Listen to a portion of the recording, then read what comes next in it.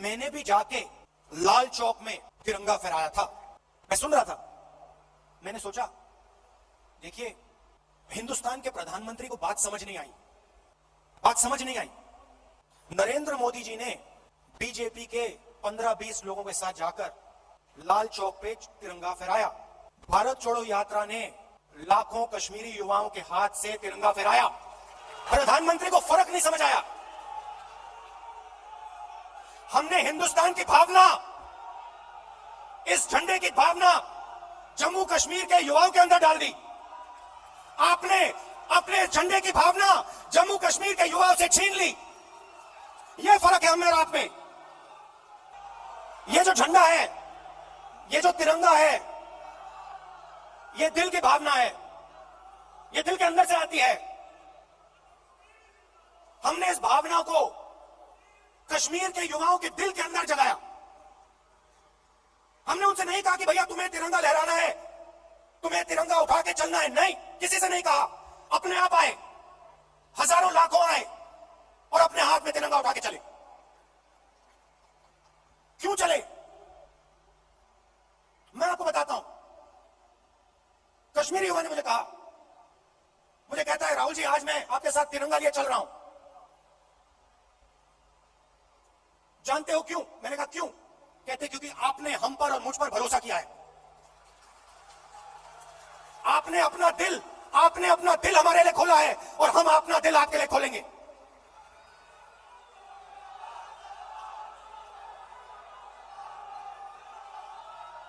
यह फर्क है। हिंदुस्तान एक भावना है, एक सोचने का तरीका है, इज्जत है, आदर है, मोहब्बत है। और ये जो झंडा है, जो तिरंगा है, इसका इस भावना का ये चिन्ह है। और भारत जोड़ो यात्रा ने इस भावना को पूरे देश में फैलाया है। और ये काम राहुल गांधी ने नहीं किया है, ये काम कांग्रेस के कार्यकर्ता ने किया है, कांग्रेस के नेताओं ने किया है, हिंदुस्तान की जनता ने किया है। राहुल गांधी जी ने आज जिस प्रकार से अपने भाषण में जम्मू कश्मीर के विषय में कहा है, मैं तो उन्हें धन्यवाद देना चाहूंगा कि for the first time he has acknowledged what the Modi government has achieved. Rahul Gandhi ji Jammu Kashmir पहुंचते हैं अपने भारत जोड़ो यात्रा में, और इस यात्रा में जम्मू कश्मीर में वो चारों तरफ तिरंगे झंडे देखते हैं, चारों तरफ उनको लहराता हुआ तिरंगा दिखता है। तो ये जो क्रेडिट है, ये क्रेडिट किसकी है? यह सवाल उठता है कि जिस जम्मू कश्मीर में पहले कोई तिरंगा नहीं लहराता था, इस प्रकार के स्टेटमेंट कांग्रेस के नेता देते थे। आर्टिकल 370 को छू के दिखाओ, तिरंगा को हाथ लगाने वाला कोई नहीं होगा, इस प्रकार के स्टेटमेंट कांग्रेस के सहयोगी और उनके नेता देते थे। आज अगर उसी जम्मू कश्मीर में कांग्रेस पार्टी को हजारों हजार तिरंगे दिख रहे हैं, तो स्वाभाविक रूप से इसके पीछे क्या कारण है, इसकी चिंतन भी राहुल गांधी को करना होगा।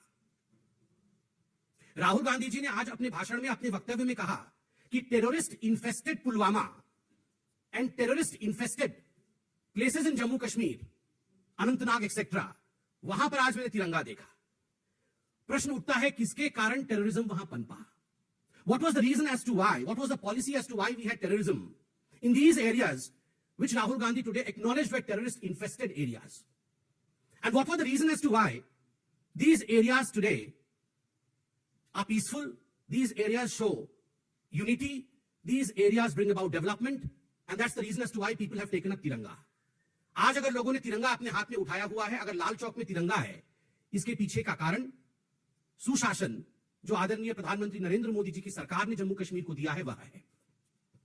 आज जम्मू कश्मीर के विषय में बोलते हुए राहुल गांधी जी ने कहा कि प्रधानमंत्री लाल चौक में गए थे झंडा फहराने के लिए। बिल्कुल सही कहा। 1992 में जब आपकी सरकार थी, उस समय प्रधानमंत्री जी झंडा फहराने गए थे, सक्सेसफुली उन्होंने झंडा फहराया था। डिस्पाइट ऑल द चैलेंजेस, चुनौतियों के बावजूद लाल चौक में झंडा फहराया था और उसी समय संकल्प लिया था कि भविष्य में हिंदुस्तान में ऐसा कोई स्थान नहीं होगा जहां हम धड़ल्ले से तिरंगा ना फहरा सके। और शायद इसी अनुभूति के कारण प्रधानमंत्री नरेंद्र मोदी जी ने हर घर तिरंगा इस कार्यक्रम को भी अंजाम दिया और जम्मू कश्मीर में हमने लाखों तिरंगे हर घर तिरंगे के अंतर्गत देखा। और वही राहुल गांधी जी की भी अनुभूति रही।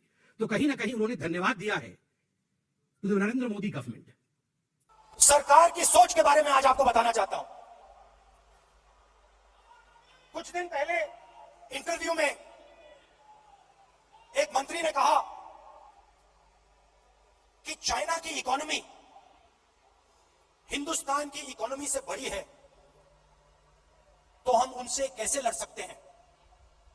चाइना की इकोनॉमी हिंदुस्तान की इकोनॉमी से बड़ी है, तो हम उनसे कैसे लड़ सकते हैं। जब अंग्रेज हम पर राज करते थे, क्या उनकी इकोनॉमी हमारी इकोनॉमी से छोटी थी?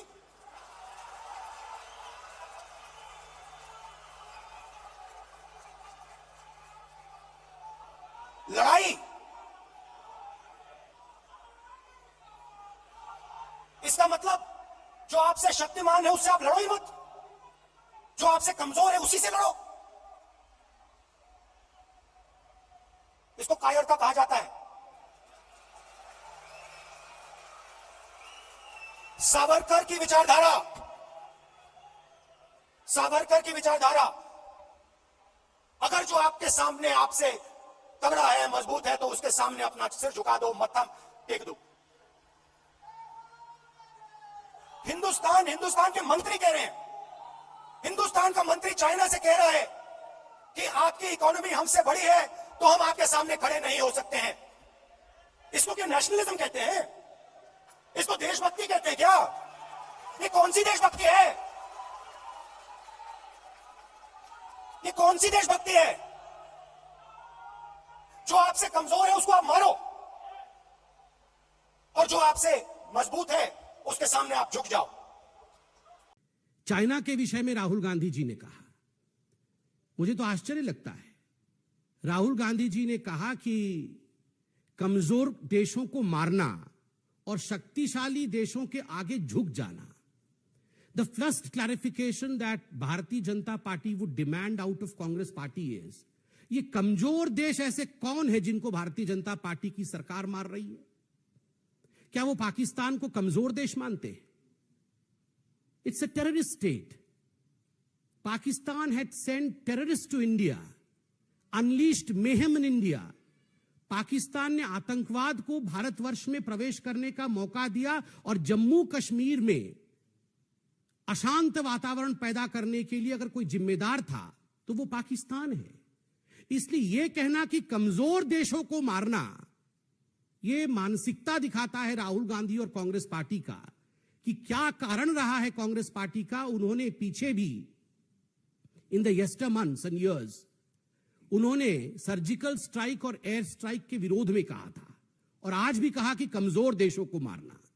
और जहां तक शक्तिशाली देशों के आगे झुकने का सवाल है, झुकते हुए तो हमने एके एंटोनी साहब को पार्लियामेंट में 2013 में अपने वक्तव्य, अपने स्पीच के दौरान देखा था। 2013 में जब एके एंटनी ने बतौर रक्षा मंत्री पार्लियामेंट के पटल पर अपने स्पीच को रखा था, तो आप देख सकते हैं आज भी इंटरनेट पे, आज भी लोग गूगल में ये मौजूद है। एके एंटनी कहते हैं कि I will not be hesitant to accept the truth. For 70 long years the policy of India had been underdeveloped border are the safest places because China is powerful. China को भारत में developed border पसंद नहीं है, इसलिए 70 वर्षों तक हमने अपने बॉर्डर को डेवलप नहीं किया, उसे अंडर डेवलप्ड रखा। इसको मानने से मैं हिचकिचाता नहीं हूं। यह भारत के रक्षा मंत्री एके एंटनी ने 2013 में सदन के पटल में अपने वक्तव्य में रखा था। इससे बड़ा एक्नॉलेजमेंट कावड़ाइज का तो और हो नहीं सकता है। इससे बड़ा एक्नॉलेजमेंट कि हम डेवलपमेंट नहीं चाहते हैं क्योंकि इससे चाइना नाराज हो जाएगा, यह तो राहुल गांधी जी के सरकार के समय उनके मंत्री ने कहा था। मगर आज मैं सैल्यूट करता हूं इंडिया की आर्मी को और हिंदुस्तान की सरकार के जज्बे को कि दोनों ने मिलकर जिस प्रकार से, चाहे वो डोकलाम स्टैंड ऑफ हो या चाहे उसके बाद की कोई भी परिस्थिति हो, हिंदुस्तान ने अपने संप्रभुता की रक्षा जिस प्रकार से किया है, उसके लिए आर्मी, हमारे जवान और जो शहीद हुए हैं उनको बहुत बहुत सलाम है। डोकलाम के समय जब हमारे जवान अड़े हुए थे, जब स्टैंड ऑफ चल रहा था, उस समय ये गांधी परिवार पूरा का पूरा कुनबा टेंट के नीचे चाइनीज ऑफिशियल्स से मिल रहा था, जिसमें राहुल गांधी भी सम्मिलित थे। केवल इतना ही नहीं, 2008 में सोनिया जी और राहुल गांधी जी ने जाकर शी जिनपिंग के साथ, चाइना के कम्युनिस्ट पार्टी के साथ जिस प्रकार का करार किया था, जिस प्रकार का मेमोरेंडम ऑफ अंडरस्टैंडिंग किया था, यह भी हम सब ने सचित्र देखा है। We have seen this with pictures. Rajiv Gandhi foundation, जो इनके परिवार का फाउंडेशन है, उस फाउंडेशन में करोड़ों रुपए चंदा चाइना से लेने का काम गांधी परिवार ने किया है। यह सब भी हमने देखा है। इसलिए कौन कमजोर है और कौन शक्तिशाली है, ये राहुल गांधी बताना बंद करे। जहां तक the interests of India is concern, जहां तक भारत की संप्रभुता और भारत का विषय है, आज हिंदुस्तान नरेंद्र मोदी जी के प्रधानमंत्री काल में एक सक्षम देश है, जिसने अपने आर्मी को फ्री हैंड दिया हुआ है। एक नया शब्द है आरएसएस बीजेपी वालों के लिए, हम है सत्याग्राही, वो है सत्ताग्राही। ये सत्ता के लिए कुछ भी कर लेंगे, ये किसी से भी मिल जाएंगे, किसी के सामने झुक जाएंगे सत्ता के लिए। ये इनकी सच्चाई है। बंधुगण, वैसे कभी कभी तो राहुल गांधी के मुख से भी सत्य निकल ही जाता है। आज उन्होंने सत्याग्रह को मरोड़ करके सत्याग्रह किया, और पहले तो सत्याग्रह क्या होता है उन्होंने खुद ही बता दिया कि सत्याग्रह मतलब हम सत्ता के लिए आग्रहित हैं, और खुद ही कांग्रेस पार्टी की पॉलिसी को उन्होंने हमारे सामने रखा। बाद में शायद किसी ने बगल से इशारा किया कि अरे राहुल जी आपने गलती किया है, तो तुरंत उन्होंने उसे अमेंड करने की कोशिश की, मगर एक पल के लिए तो सत्य उनके मुख से निकल ही गया था। कौन 70 वर्षों तक सत्ता के लिए आग्रहित था और सत्ता में बने रहने के लिए कुछ भी कर गुजरने के लिए तैयार था, यह राहुल गांधी और गांधी परिवार से बेहतर कोई नहीं समझ सकता। राहुल गांधी जी ने कहा कि उन्होंने बहुत सोचा यात्रा के दौरान कि मेरी जिम्मेदारी क्या है। यह सोचने में राहुल गांधी जी ने बहुत देरी कर दी। 52 इयर्स के होने के बाद, 52 साल के होने के पश्चात उन्होंने सोचा कि मेरी जिम्मेदारी क्या होनी चाहिए। कांग्रेस के अध्यक्ष रह चुके राहुल गांधी ने अध्यक्ष पद को त्यागने के पश्चात सोचा कि मेरी जिम्मेदारी क्या होनी चाहिए। मैं बताता हूं राहुल जी, जहां तक जिम्मेदारी अर्थात रेस्पॉन्सिबिलिटी का सवाल है, कांग्रेस का एक ही मोटो है, गांधी परिवार का एक ही मोटो है, और वही आपका भी मोटो है, पावर विदाउट रेस्पॉन्सिबिलिटी। सत्ता जिम्मेदारी के बिना, जिम्मेदारी लेंगे नहीं और सत्ता चाहिए। आप सोच के देखिए, इस प्लेनरी सेशन में भी कहने को तो खड़गे जी अध्यक्ष हैं, किंतु पूरा का पूरा प्लेनरी सेशन लगता है मानो गांधी परिवार के इर्द गिर्द ही चल रहा है। कमल की पंखुड़ियां बिछाए जा रहे हैं किलोमीटर किलोमीटर तक, ताकि गांधी परिवार उस पर चल सके। तो रेस्पॉन्सिबिलिटी विदाउट पावर, यही आपकी जिम्मेदारी थी और यही आपकी जिम्मेदारी है राहुल। मां के पास गया, मैंने मां से पूछा मम्मी क्या हुआ, और मां कहती है हम घर छोड़ रहे हैं। तब तक मैं सोचता था कि वो घर हमारा था। तो मैंने मां से पूछा, मां हम अपने घर को क्यों छोड़ रहे हैं?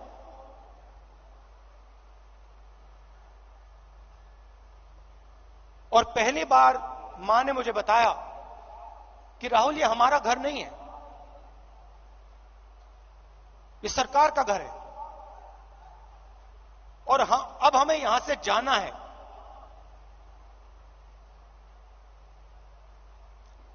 मैंने मां से पूछा, मां कहां जाना है? कहती है नहीं मालूम।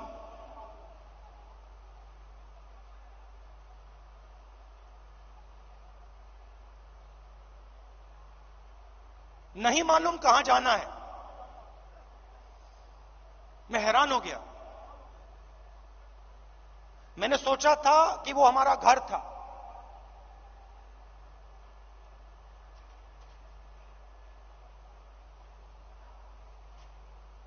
बावन साल हो गए,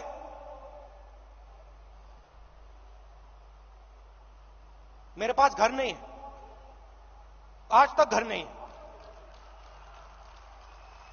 और हमारे परिवार का जो घर है वो इलाहाबाद में है, वो भी हमारा घर नहीं है। तो जो घर होता है उसके साथ मेरा बड़ा अजीब सा रिश्ता है। मैं 12 तुगलक लेन में रहता हूं, मगर मेरे लिए वो घर नहीं है। घर नहीं है, गाड़ी नहीं है। किसने कहा घर नहीं है, गाड़ी नहीं? 5,000 करोड़ रुपए का नेशनल हेराल्ड में गबन करने के जुर्म में आज बेल पे सोनिया जी और राहुल जी दोनों बाहर हैं। और 5,000 करोड़ रुपए ये कोई छोटा मोटा रकम नहीं, ये बहुत बड़ा रकम होता है। और कोर्ट में ये केस आज भी चल रहा है। और सरकारी घरों को अपना घर मानकर उस पर बैठ जाना, यह भी आज राहुल गांधी जी ने स्वीकार किया है। राहुल जी, आप इंडिया को, भारत को जानने से पहले आप प्रधानमंत्री बनना चाहते थे, यही परेशानी है। राहुल जी को बचपन से लगता था कि ये जितने घरों में वो रहते थे, ये सारे घर उनके थे, ये सारी गाड़ियां उनकी थी। इसको अंग्रेजी में कहते हैं सेंस ऑफ एंटाइटलमेंट। यही तो एंटाइटलमेंट है। जब आपको सरकारी प्रॉपर्टी, जब आपको हिंदुस्तान के सरकार का घर अपना घर लगने लगे, आपको लगने लगे कि यही तो मेरा घर है, हमें कौन निकाल सकता है, तब उसे अंग्रेजी में सेंस ऑफ एंटाइटलमेंट कहते हैं।